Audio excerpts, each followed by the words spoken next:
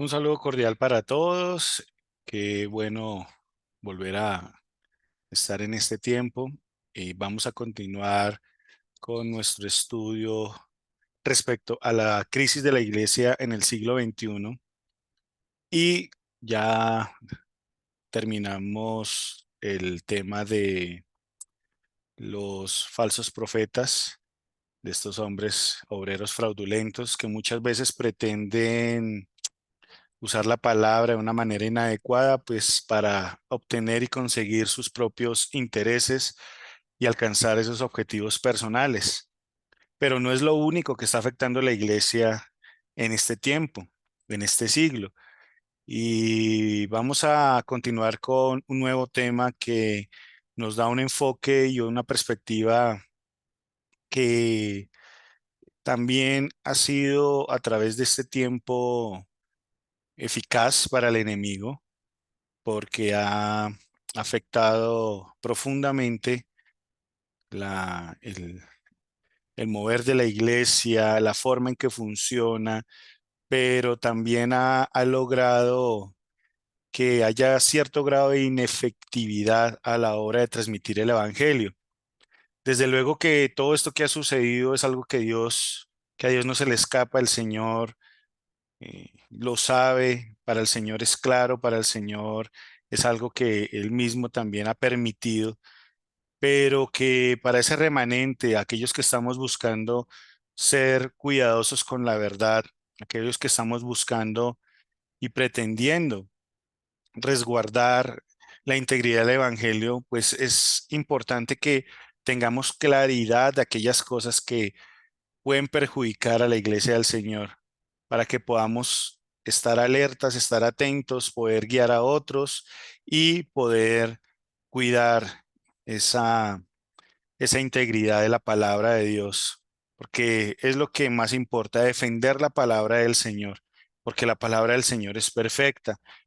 Entonces, permítanme les comparto pantalla y vamos a entrar ya en materia respecto a el tema que vamos a hablar hoy. Y vamos a hablar sobre las corrientes filosóficas en seculares, evidentemente, que están afectando la iglesia del Señor, pero no solamente porque la están afectando de una manera externa, sino vamos a ver cómo se ha introducido, se ha logrado filtrar dentro de la casa del Señor.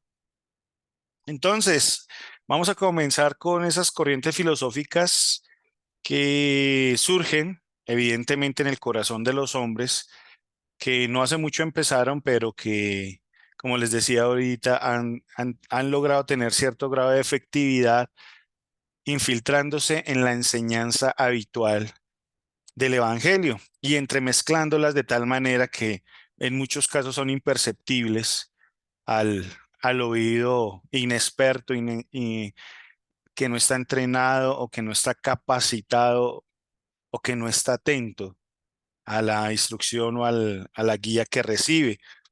Y el primer tema con el que vamos a entrar en materia es el humanismo en la Iglesia del Señor. En alguna oportunidad ya había tocado de una manera muy rápida, muy breve, pero no tan profunda este asunto. Hoy vamos a tratar de primero entender de qué se trata el humanismo y cómo este humanismo se ha infiltrado en la iglesia, se ha infiltrado en las enseñanzas y ha logrado tener un nivel de alcance tal que hay muchas doctrinas que la gente piensa que son de Dios, pero realmente son humanistas. Es decir, se han movido los hilos de tal manera y con tal agilidad y, y con tal astucia, evidentemente usando a muchos maestros de la palabra, algunos falsos y otros de una forma no hablemos de inescrupulosidad, pero sí hablemos de ingenuidad, que han permitido que estas corrientes crezcan y se asienten en la casa de Dios, pero es allí donde debemos contrarrestarlas. El humanismo es un movimiento intelectual nacido más o menos en el siglo XIV. Si nos damos cuenta, es relativamente reciente en la historia de la humanidad y se centra específicamente en el valor propio de los asuntos y las virtudes humanas. Es decir, empieza a verse al hombre, al ser humano, con una importancia que a través de la historia de la humanidad nunca había tenido.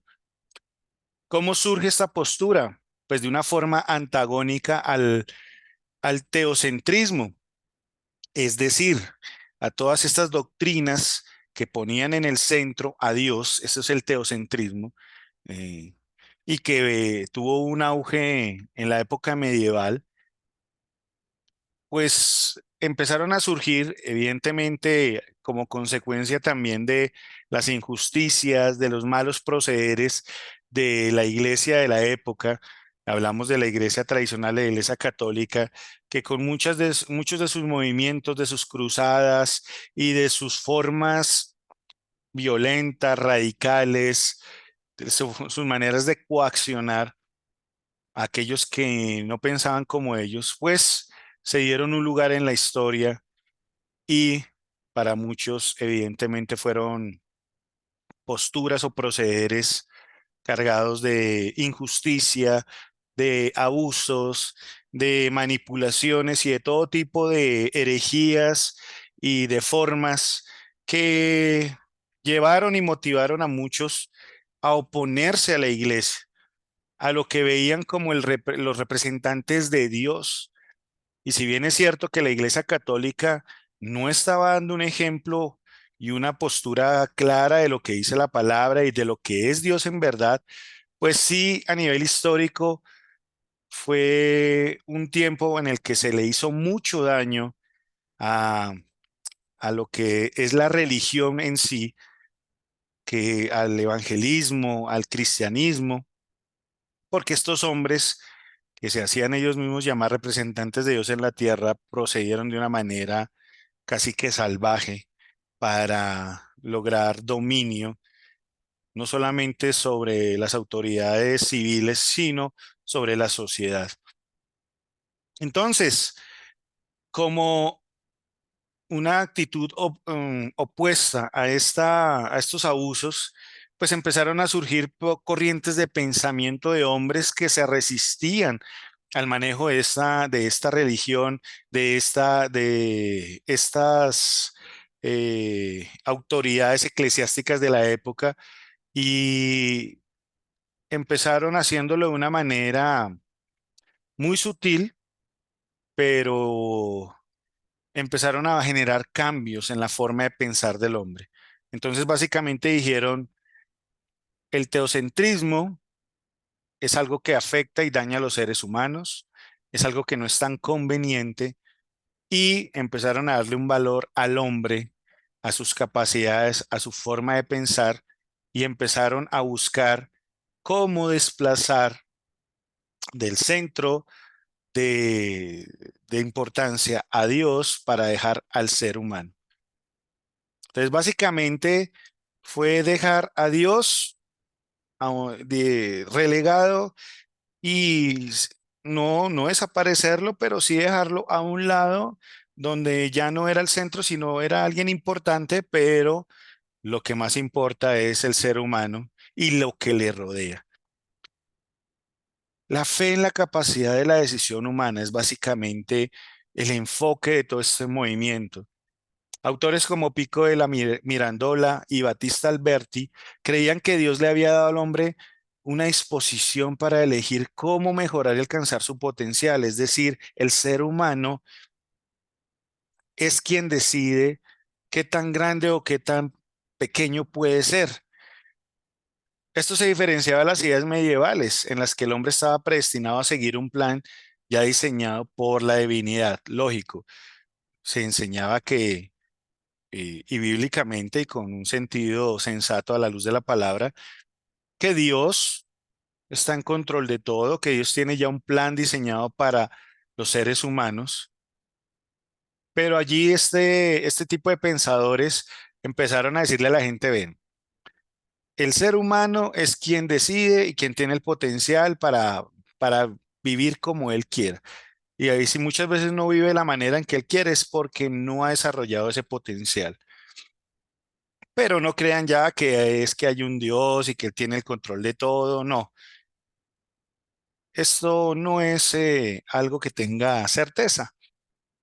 Entonces, si nos damos cuenta, todas las corrientes, las filosofías humanas siempre funcionan de la misma manera. Empiezan a buscar desestabilizar aquello que es verdad, aquello que está establecido de forma divina en la palabra de Dios. Lo vimos en el huerto del Edén,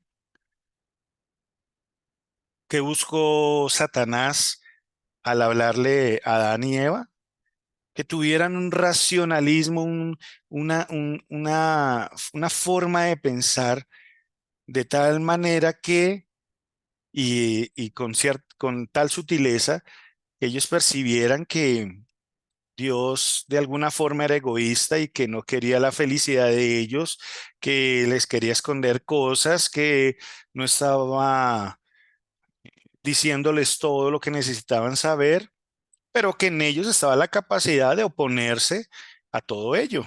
Y evidentemente el Señor le da cierto grado de confianza al hombre, pone allí el huerto, en el huerto del Edén, los pone en el huerto del Edén, no quita el árbol del conocimiento del bien y del mal, sino que le dice, no comas de él.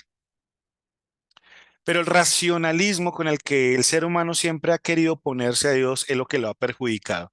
Ese racionalismo aquí en el humanismo buscó comprender ese mundo natural en la búsqueda de ese mundo natural fue donde se empezó a sentar las bases de lo que es conocido como el método científico, donde es importante la observación, donde es importante la comprobación, donde es importante que se crea solo aquello que puede ser comprobado científicamente y donde la fe pues ya no tiene ninguna cabida. La fe no es por ver, la fe no es por la vista, pero la ciencia, el método científico, como nos lo han enseñado desde el colegio, el método científico establece sus razonamientos y sus verdades por medio de observaciones que han sido comprobadas, aunque bueno, hay, hay teorías que nunca se graduaron de teorías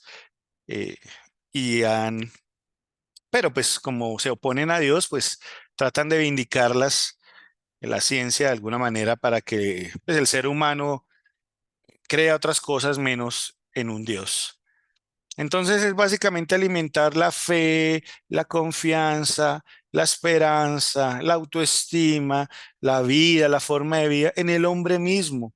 Entonces quitémosle a Dios ese protagonismo, enseñémosle al hombre que el lugar donde debe depositar su confianza, su fe, su esperanza, donde debe poner su vida y todos sus esfuerzos no es en Dios, sino en Él mismo para que ese potencial pueda crecer. Hombres como Nietzsche, que se oponían drásticamente al cristianismo, atribuían al cristianismo una debilidad que para ellos era casi que escandalosa, porque decían básicamente que el hombre cuando es cristiano, cuando tiene a alguien superior como un Dios, pues se vuelve dócil, se vuelve frágil, se vuelve débil, endeble, manipulable. Entonces, eso en lugar de fortalecerlo, lo que hace es debilitarlo de tal manera racionalmente que no es sano. Y ahí, en ese tipo de pensadores y movimientos es donde empiezan a surgir las ideas de que, pues, como escuchamos frases por ahí muy famosas, ¿no? Que Dios está muerto, de que eh, debemos creer que el ser humano tiene capacidades, tiene formas de ser, tiene, eh, tiene ciertos procederes que lo pueden llevar a catapultarse de tal manera que sea sean superiores, que seamos visibles y que tengamos todo el potencial del mundo para hacer lo que queramos ser. Entonces, básicamente, y mirando un poco, pues lógicamente, porque el tiempo no nos da de una manera muy somera, cómo el humanismo tuvo su génesis, su nacimiento. Ahora tratemos de mirar un poco cómo se infiltró en la iglesia, porque si bien es cierto que estos eran pensamientos y corrientes de hombres que no temían a Dios, pues hubo un momento en la historia en que todos estos pensamientos, estas corrientes empezaron a llegar a los púlpitos. Y reitero, la culpa es de aquellos que como maestros tienen que enseñar la palabra. De ahí lo importante que nosotros sepamos, si le transmitimos un mensaje a alguien, nos aseguremos de que estamos transmitiendo el mensaje de Dios y no mensaje de hombres mezclados con el mensaje de Dios.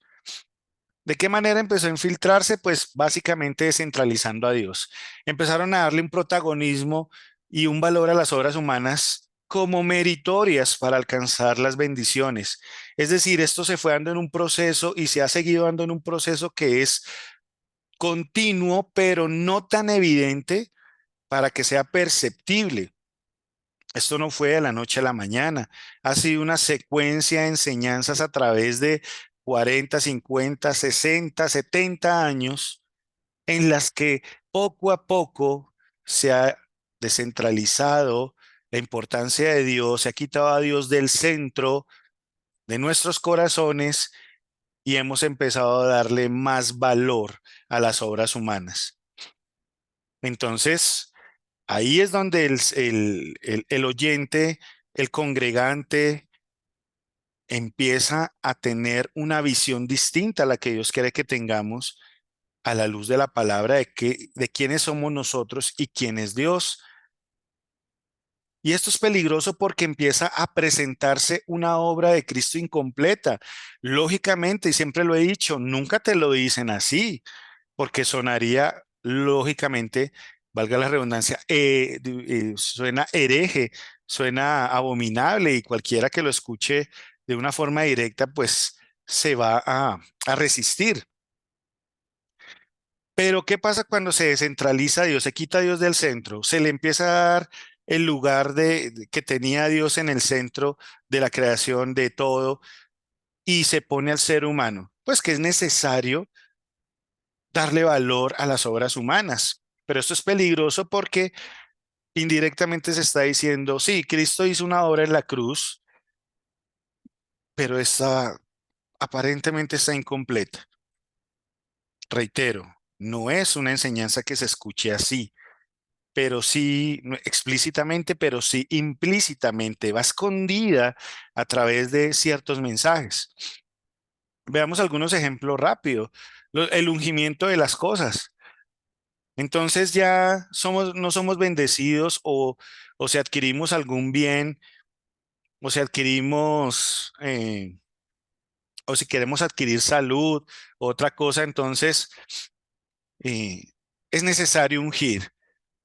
Esta es una corriente, una enseñanza, una doctrina eh, que se propagó producto de una tergiversación de lo que el apóstol Pablo le decía a sus discípulos cuando, bueno, unjan, si alguno está enfermo, unjan con aceite al enfermo, pero si vemos el contexto de la instrucción del apóstol, estaba hablando en una época en el que el aceite simbolizaba eh, o representaba más bien, no simbolizaba, sino que representaba un objeto de sanidad.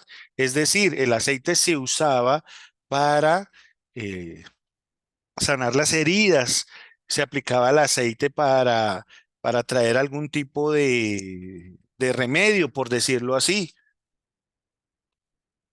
Pero no era algo que representase de forma espiritual o que tuviera una inclinación o una simbología espiritual como hoy se pretende en muchas cosas.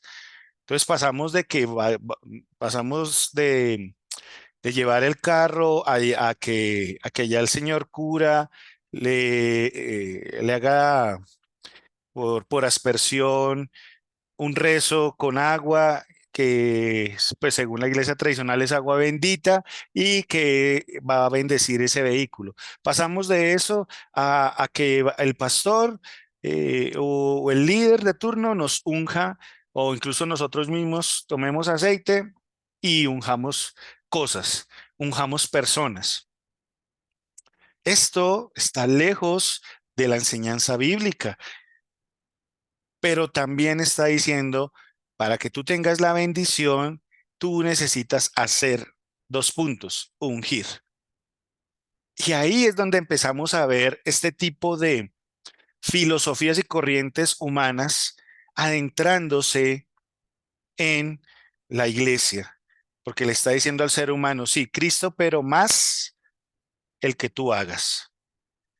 Se vuelven entonces algunas frases rezos o se vuelven clichés cristianos con las que creemos que somos bendecidos. Entonces, que me aplico la sangre de Cristo, que desato sobre ti vida, bendición, sanidad, todo este tipo de frases que a la final casi que suenan como rezos y que si no las repetimos o que si no las hacemos, empezamos a creer que Dios no va a estar con nosotros.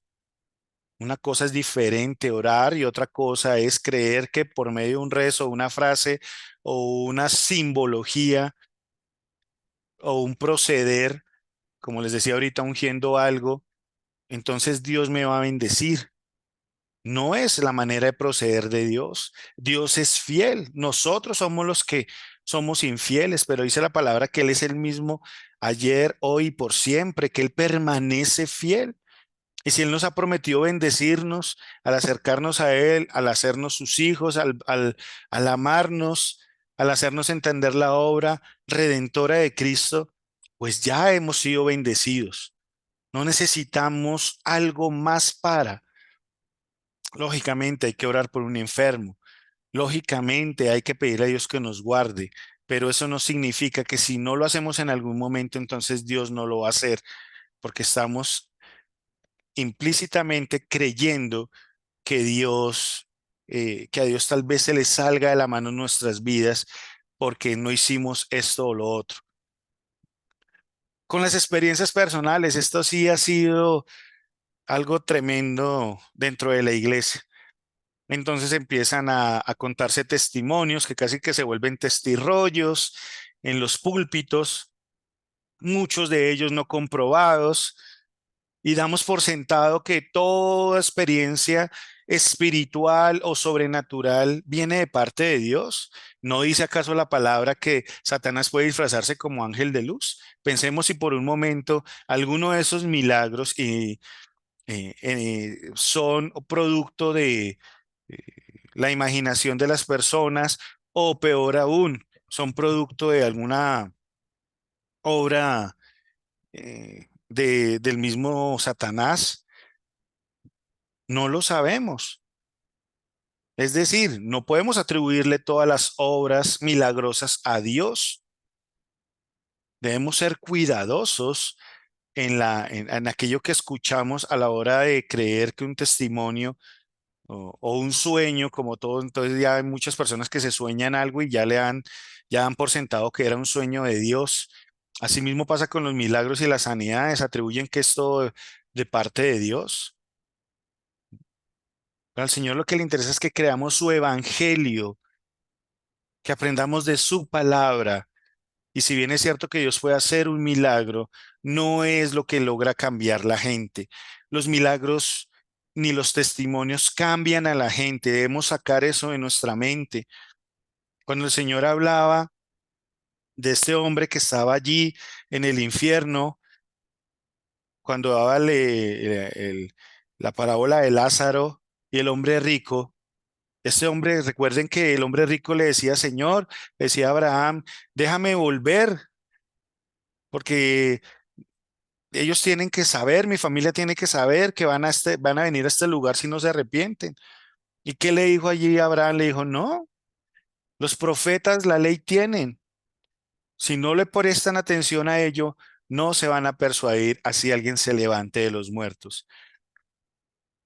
Pero las experiencias personales subjetivas, con formas de pensar muy personales, valga la redundancia, han llevado a que la iglesia entre en una crisis porque ahora todo mundo parece ser que trae una palabra de parte de Dios o que ha tenido una experiencia de parte de Dios y hay que creerle todo lo que digan.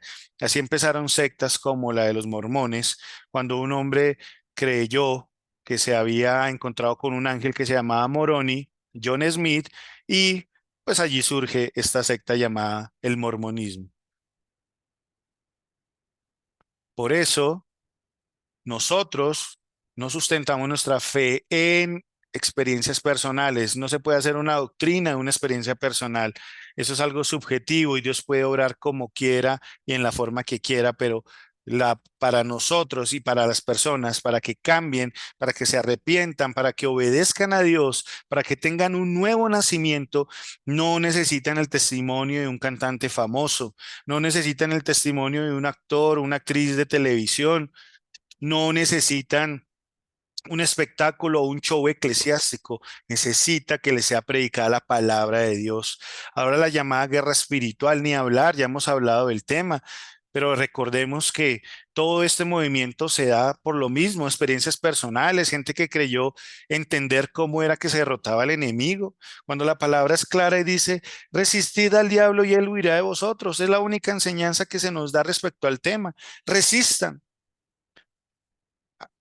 Llénense, que ustedes se cubran revístanse, perdón, de la armadura, pero ya vimos que ese revestirse no es algo que debo hacer con un rezo, sino con una actitud. Eso representa la armadura de la que hablaba el apóstol Pablo, pero no empezar a atar demonios, no empezar a reprender de una forma o con nudos de no sé qué y haciendo todo tipo de ademanes o frases ya enquistadas en el argot cristiano y creyendo que eso es guerra espiritual. Nosotros estamos viviendo una batalla que ya el Señor, en la que el Señor ya venció. Y si somos derrotados es porque nosotros no confiamos en Dios. Pero esa guerra ya es una guerra ganada. Resistir es mantener nuestra posición. El Señor nos dijo, manténganse acá, aquí, en esta posición ya de victoria, en esta posición donde yo los he dejado seguros, completos, con todo lo que necesitan, solo necesitan de mí. Manténganse firmes, resistan al diablo y él huirá de vosotros. Esa es toda la guerra espiritual. Pero no, el humanismo dentro de las congregaciones te está diciendo, no, tú necesitas tus obras, tú necesitas tus oraciones, tú necesitas tus decretos, tú necesitas que tú reprendas al enemigo de esta u otra manera y así vas a tener la victoria. Pero un momento, entonces si no tengo esas formas, esas maneras, entonces ya no tengo la victoria. O sea que, si se dan cuenta, o sea que la obra de Cristo es incompleta. El consumado no es tan consumado porque si necesito atar al diablo, si necesito hacer no sé qué cosas y qué tipo de ayunos y qué tipo de rezos para que Satanás no tenga derecho sobre mí, derecho legal y haga lo que quiera, como muchos dicen, entonces, pues es Cristo más mis obras, más mi forma de proceder y de vivir y de orar, entre comillas. Y lo otro es monetizando las obras divinas. La avaricia ha llevado a que muchos le den valor a aquello que, como dice la palabra, dad de gracia lo que recibiste de gracia. Pero parece ser que ahora se dad por dinero lo que recibiste de gracia. No estoy en contra de que hagan eventos donde hagan alguna actividad con música o hagan eventos de convenciones o donde se reúnan líderes a compartir de la palabra, pero ya todo está monetizado, ya todo tiene un valor. Entonces, cuando la palabra dice no hagan acepción de personas, parece ser que eso ya pasó al olvido. Y ahorita hay que hacer acepción de personas. ¿Por qué? Porque si vas a un concierto, a un tipo de convenciones, de reuniones o de este tipo de actividades, entonces ya hay lugares VIP, ya hay lugares que, que son más selectos. Depende del pacto que hagas también, a veces, muchas veces es la oración, de cantidad de dinero que hagas. Entonces voy a orar por el que siembra 1 millón de pesos o no sé cuántos dólares. Voy a orar por el que da cierta cantidad y parece ser que con cada, según el monto, pues la oración es diferente. Y como lo veíamos en nuestra sesión pasada, entonces ya es, ya es lo más sencillo monetizar todo de acuerdo a la capacidad adquisitiva del congregante. Pues asimismo se le va a dar un pedacito de cielo, entre comillas también. Pero esto no debe ser así y esto es evidencia de que el humanismo ha entrado de una forma muy fuerte en las congregaciones. Entonces, es Cristo, sí, pero más tus rezos. Es Cristo más tus formas, más tus experiencias, más tu testimonio, más tu guerra espiritual, más tu dinero. Entonces, sí, Cristo sanó nuestras enfermedades, pero hay que dar un pacto, hay que dar un dinerito y va a venir la sanidad. Eso es lo que hacen. Eso es lo que estos falsos maestros, como también lo hablábamos en las sesiones pasadas, han hecho. Y como son corrientes, filosofías, pensamientos de hombres con cierta lógica, pues les ha sido fácil atacar y apelar a esa sensatez de los hombres y decir, no, sí, tiene sentido lo que dices, pero no, se ha hecho a un lado a Dios y a su palabra. Y esto ha llevado a que se anteponga también a la voluntad divina por nuestra felicidad. Lógico, el maestro avaricioso, cargado de intereses personales, que busca alcanzar sus propias metas y tiene sus propios anhelos y usa a la gente, usa a los congregantes para tal fin, pues entiende y sabe también que la mejor forma de manipular a sus oyentes es haciéndoles ver, a creer que la felicidad es posible, pero que se necesitan ciertas formas y maneras también de proceder. Entonces, por eso anteponen sus supuestas revelaciones, sus testimonios, o ponen el testimonio de otros y prometen darte los secretos de la felicidad, pero lógico, tienes que venir al congreso de no sé qué y dar un dinerito. Entonces el evangelio se vuelve un medio, se ha convertido en un medio, no en un fin. Es un medio para que algunos alcancen sus metas económicas, para alcanzar reconocimiento, fama, poder, riquezas de toda índole, y manipulan de tal forma que anteponen la voluntad divina. No existe más voluntad divina, sino lo que le interesa al oyente es escuchar que va a ser feliz y por qué no ha podido ser feliz. Entonces, esto es lo que ha pasado. Entonces, empiezan a vender secretos a voces para que la gente encuentre la forma de alcanzar esa anhelada felicidad, el éxito, la prosperidad y todo lo que suena en muchos púlpitos ahora, de que debes perseguir tus sueños, de que puedes hacerte millonario, de que puedes ser tu propio jefe, de que puedes ser grande, de que puedes alcanzar lo que quieras, de que tú eres lo mejor. Pero como ya lo veíamos, son verdades a medias y donde lo más peligroso también es que los atributos de Dios son, son de alguna forma eh, divididos, es decir, se empiezan a exaltar más unos atributos, lógico, para poder exaltar aquello que muchos quieren oír y se relega a otros atributos que son igual de importantes porque Dios es, recordemos que uno de sus atributos es su singularidad. Él es único, Él no tiene 10% de ira y 90% de misericordia o 50% de amor, 30% de bondad y 20% de santidad. No, Dios no se divide de esa manera.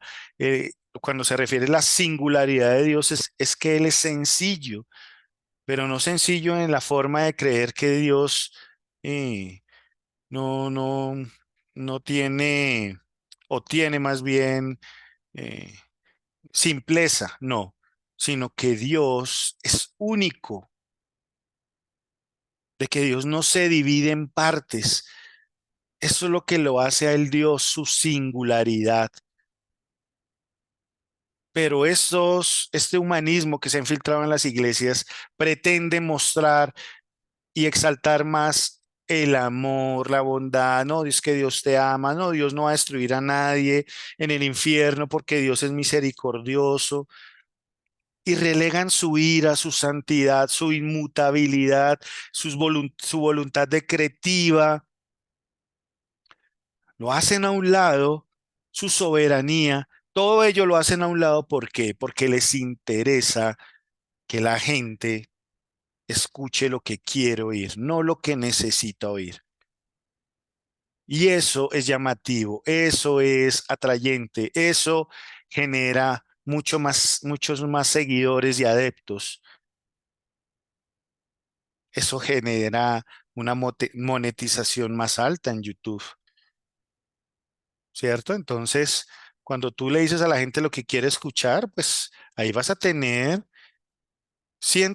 miles de seguidores, como sujetos como este Daniel Aviv y todo este tipo de personas que te venden frases que suenan muy bien y que exaltan tu, tus propios intereses, exaltan tus razonamientos, exaltan tus posturas, pero que de ninguna manera te enseñan que muchas veces debemos someternos a la voluntad del Padre, que vemos que que si no obedecemos nos podremos enfrentar a un Dios que también es ira, que también es fuego consumidor, a un Dios que nunca cambia, que tiene voluntades decretivas, es decir, que tiene mandatos y normas en las que simplemente nos dice, así como le dijo a Adán y Eva, no coman del fruto del bien, del árbol del bien y del mal, punto.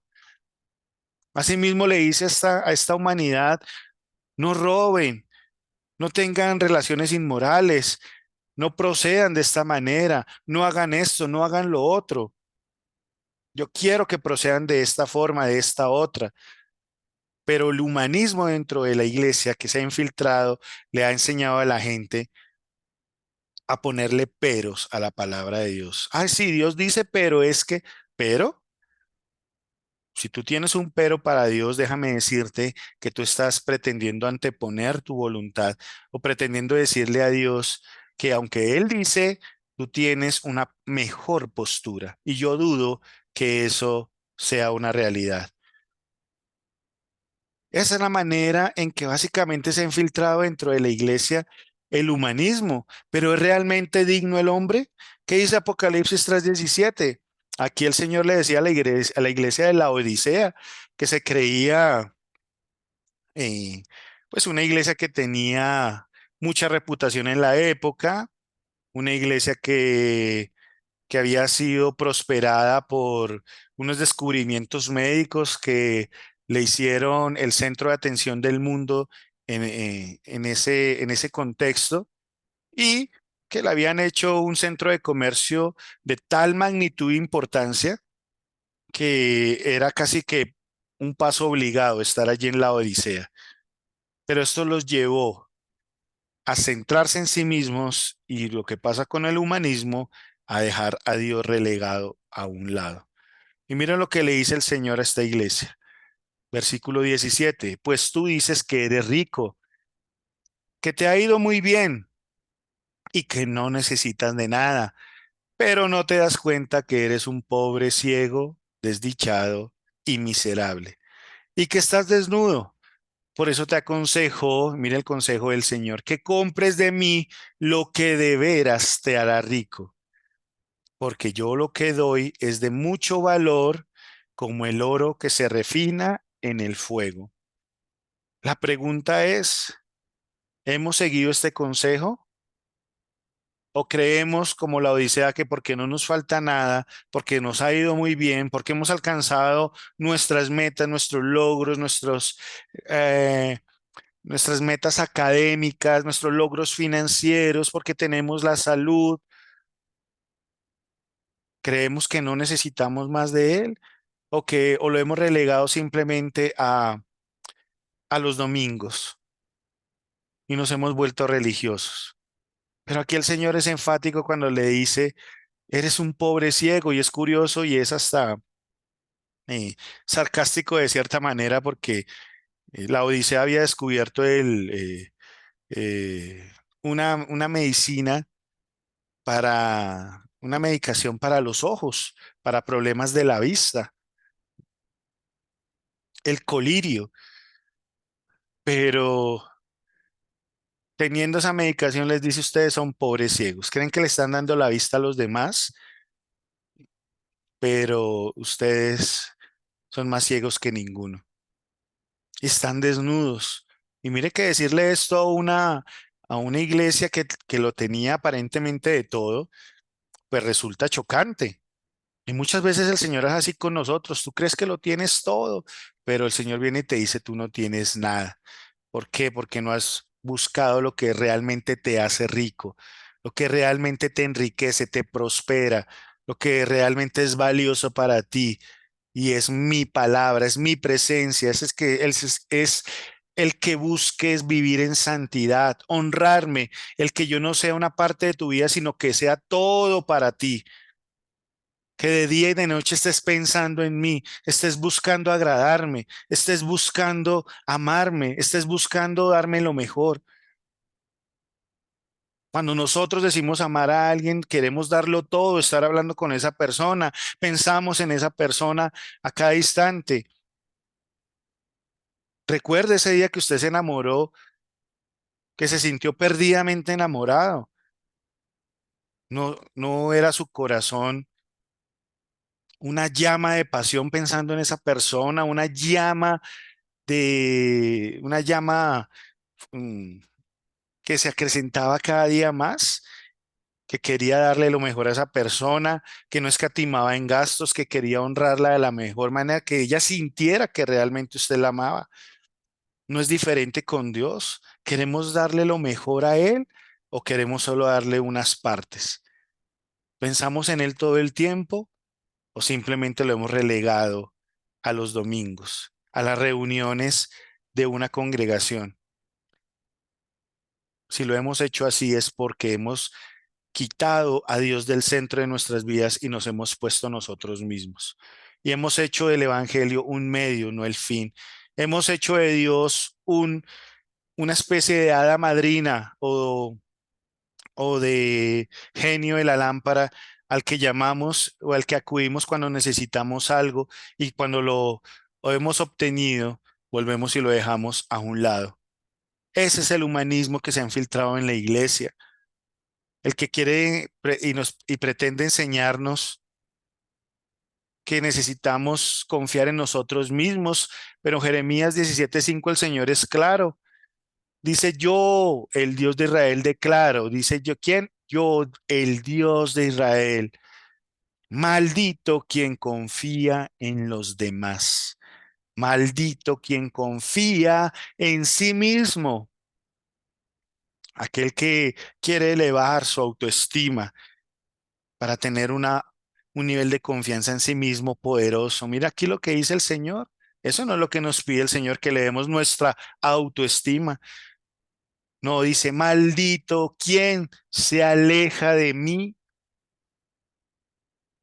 ¿Cuántas veces nos hemos distanciado del Señor?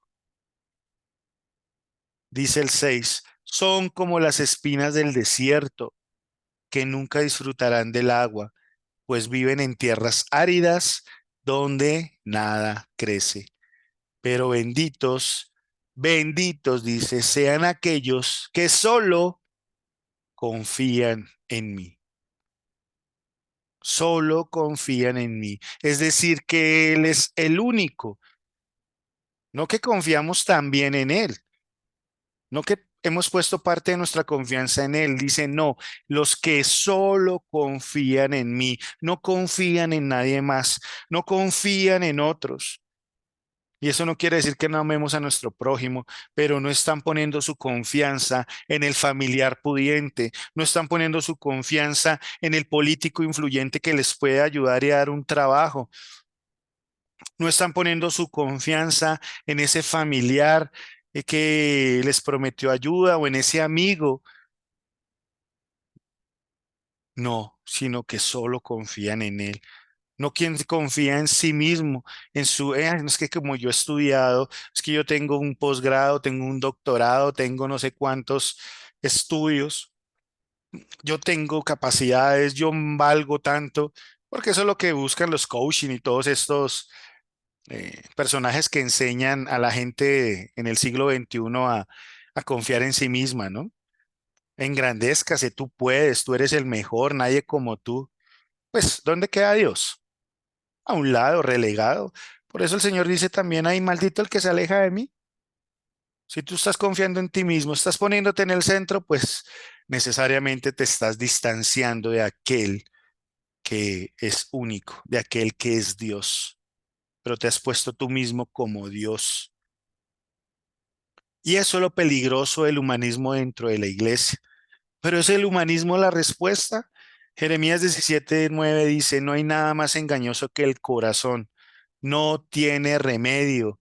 ¿Quién lo entiende? Pues supuesto, otra versión dice, engañoso es el corazón más que todas las cosas. Pero me gusta esta versión porque nos hace ver de una manera muy clara que cómo vamos a permitir que el humanismo nos domine cuando somos nosotros mismos los que tenemos, teniendo un corazón engañoso, podemos ser seducidos por ese corazón engañoso y ser traicionados nosotros mismos y equivocarnos de una manera profunda. No podemos depositar nuestra confianza en nosotros mismos. No es sano, no es necesario, no es confiable, no es lo que Dios quiere, porque nos vamos a equivocar seriamente, porque nos vamos a estrellar, porque eso también va a acarrear maldición, como lo leíamos ahorita, la maldición de estar lejos de Dios, de no recibir su ayuda. El humanismo es improductivo, es insuficiente, porque pretende, aunque pretenda hacerle creer a los demás que lo necesitamos, que sus doctrinas, sus enseñanzas, sus corrientes filosóficas son la respuesta. No lo es. La palabra de Dios es perfecta. La palabra de Dios es suficiente. Y si hay algo que es suficiente, quiere decir que no necesita nada más. Entonces, ¿por qué en este tiempo se ha pretendido enseñar que la iglesia necesita algo más que la palabra? ¿Por qué lo permitimos? ¿Por qué le damos cabida a este humanismo?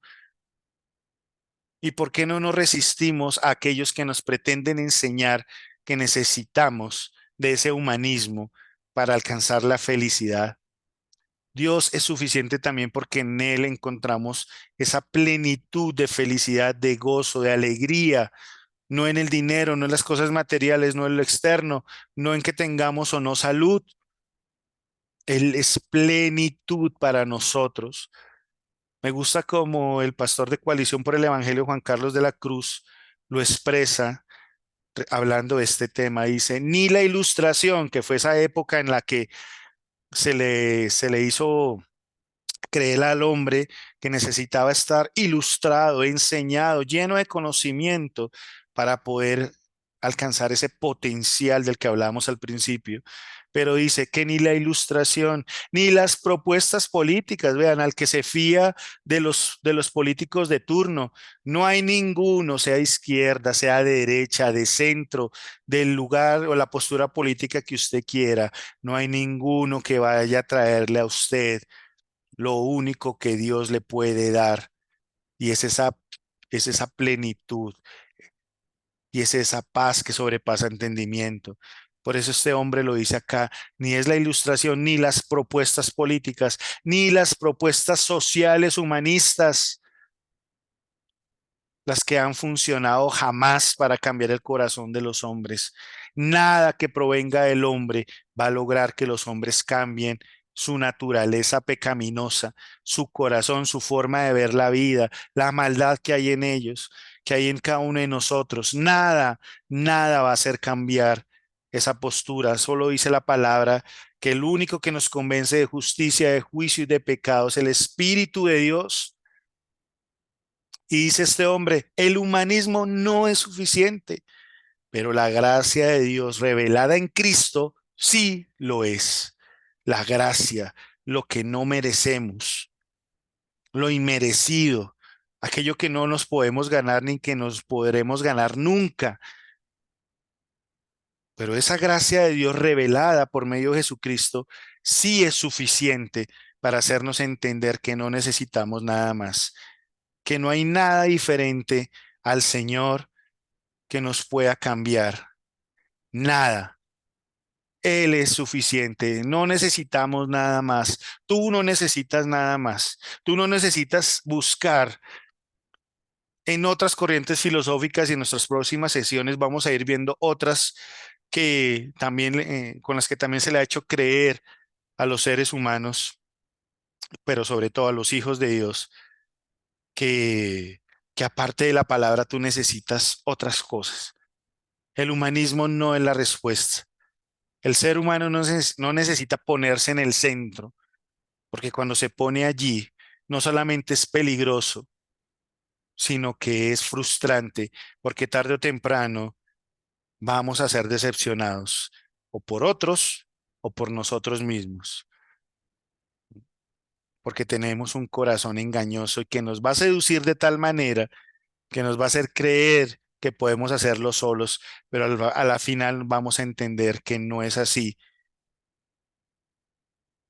Este es el tiempo de volver nuevamente a esa doctrina sana, a esas enseñanzas sencillas pero profundas que el Señor ya dejó establecidas en su palabra, donde el Señor también nos dice que Él debe ser el centro, que debemos amarlo a Él sobre todas las cosas. Es que nos está queriendo decir con este mandamiento que Él es el primero, Él es el alfa, Él es el omega, que Él es el que debe prevalecer en nuestro corazón, que Él no debe ser parte de nuestras vidas, Él debe ser el todo de nuestras vidas.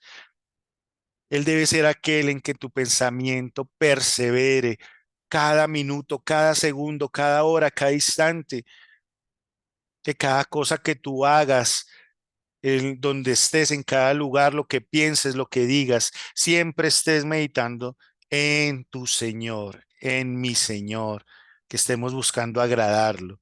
Esa es la única manera en que vamos a conseguir que nuestras vidas tengan un cristianismo íntegro y no lleno de idolatría, porque a la final, cuando el hombre se pone en el centro, está permitiendo la idolatría por sí mismo, por lo que es o lo que puede llegar a ser o por lo que otros pueden hacer por él.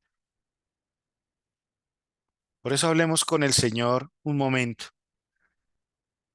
Entreguémosle este tiempo y digámosle, Señor, perdónanos, porque muchas veces hemos desplazado del centro de nuestro corazón y hemos creído que es tu obra en la cruz más nuestras obras, más nuestros procederes, que es nuestra obra, que es tu obra, perdón, más nuestras ceremonias, más nuestros rezos, más nuestras oraciones, más nuestra guerra espiritual, más nuestros ungimientos, más nuestros ayunos, que es tu obra más nuestra perspectiva, nuestra lógica, nuestra forma de ver las cosas. Pero hoy entendemos, Señor mío, que eso lo único que ha hecho es menoscabar tu obra en la cruz. Tu obra en la cruz fue completa, Señor mío. Tú allí lo dijiste y lo expresaste claramente cuando declaraste consumado es. Ya no hay nada más que hacer. El ser humano no tiene más por hacer, sino obedecerme y buscar agradarme. pero no para alcanzar la felicidad, no para alcanzar la riqueza, la prosperidad o cualquier otra cosa que se imagine, sino porque me amas. Hoy, Señor, clamamos que la sangre de tu Hijo nos lave en nuestros pensamientos, nuestro corazón, y que nos ayudes a deshacernos de estas doctrinas del humanismo, donde el centro no eres tú, sino nosotros mismos, donde hemos puesto incluso a muchos otros, incluso a líderes, a pastores, a congregaciones, a doctrinas de hombres, creyendo que eso es o esas cosas son o esas personas son la solución. Pero no es así. Tú eres el centro, Señor mío. Hoy queremos volver a ponerte en el centro de nuestras vidas. Tú eres suficiente, tu palabra es suficiente.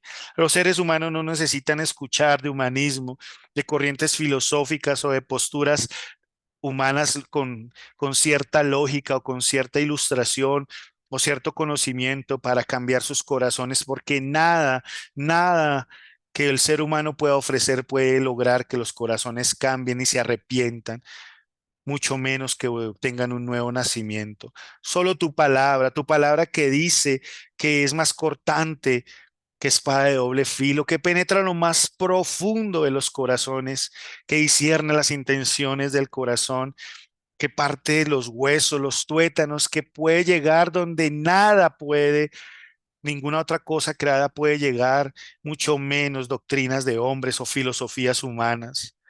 Hoy nos volvemos a ti, Señor mío, y queremos pedirte que nos ayudes a discernir e identificar cuando nos estén enseñando este tipo de doctrinas y las podamos repeler en nuestro corazón, que no las aceptemos, sino que confiemos siempre es solamente en ti. Tú eres suficiente, Señor mío. Tú eres suficiente, Señor. Y si algo tenemos, si algo hemos alcanzado, es por tu gracia. Esa gracia que nos habla de que lo que tenemos no lo merecemos, pero que a ti te ha placido darnos, Señor mío. Y eso ya nos pone en una postura de más humildad. Eso ya nos pone en una postura donde tenemos no como eje nuestras vidas a nosotros mismos, sino a ti, Señor mío. Gracias, Dios de los cielos. Gracias, Señor Jesús, porque esa obra es perfecta, es preciosa y en tu palabra dejaste establecido lo necesario para que nosotros vivamos como a ti te agrada que vivamos, Señor. Yo te pido, Dios, que mis hermanos que escuchen este mensaje puedan comprenderlo y no solamente que lo comprendan, sino que vivan de acuerdo a esta enseñanza. Te damos la gloria y la honra, Padre, y te damos gracias por tu precioso y santo Espíritu, en el nombre de Cristo Jesús. Gracias, Señor. Amén.